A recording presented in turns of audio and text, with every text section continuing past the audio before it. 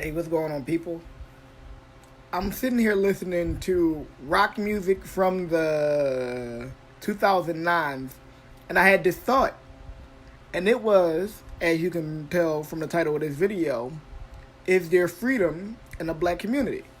Now, I don't mean freedom in the freedom of action or freedom of whatever, but I mean freedom to be you, to live.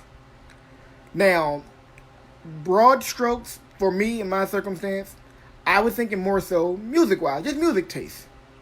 Like I remember me and a friend back in high school, this is a long time ago, like what, damn near 10 years ago now. Yeah, 10 years. We were going riding in her mother's car, listening to the radio, and it was just rock music. I think it was Papa Roach, either Scars or Lifeline or something. It was one of those songs. And we're singing, I mean, we going in like motherfucker, just going, just. And her mom looked, man, let me roll these fucking windows up for motherfuckers hear this shit. And it just came under the, and it just gave me the idea, the thought just came to me, it occurred to me that to be black, whether knowingly or unknowingly, you subscribe to a certain look, a certain feel, a certain idea.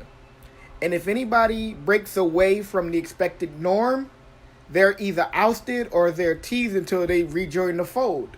That's why you see, and even in just even speaking musically or educationally, like if you don't talk the local slang or vernacular, you don't pay attention to whatever. Oh man, look at you, old nerd, trying to be white, which fucking pisses me off to no end. I heard that shit when I was in the army. Heard that shit when I was a civilian. The idea of equating fucking education and love for learning, reading, whatever, to white culture fucking kills me. So, I'm just going off of just music-wise, but then you also got to take into account fucking, you don't have a compass or attitude for sports. I don't give a fuck about sports. Personally, let me not say I don't give a fuck about sports. I don't like basketball, football, any of that shit. I don't like any shit that I could fucking play. Like, I could go out and play with my homies and we still fucking have a good time. Like, boxing, MMA, cool. Because I don't want to be punched in the face every goddamn 6 months. Nah, fuck that. That's a little bit too hard for me.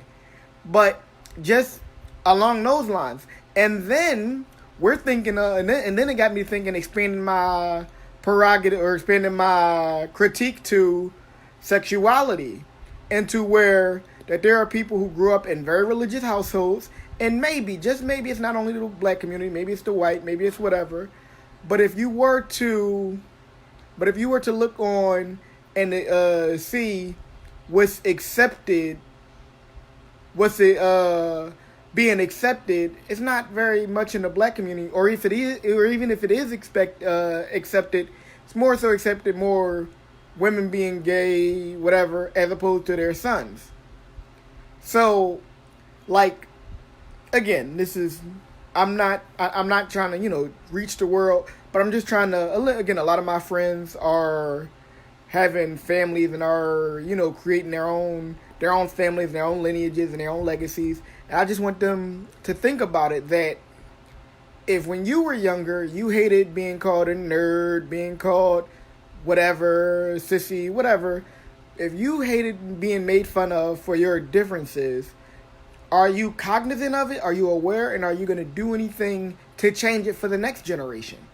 Because like I was told, that just because I was raised under corporal punishment don't mean I must continue to don't mean I will continue to raise my children under corporal punishment. Because I was ruled by fear don't mean I must continue to rule by fear. I can take what I've learned and what I've experienced, and I can become better. And I want to know if, the nerds, the teased, the repressed, the controlled, if we take stock in that and we want to do better. Because even though when you were younger you may not have had freedom in your community, be it black, white, or indifference or otherwise, maybe you can offer that freedom to the next generation.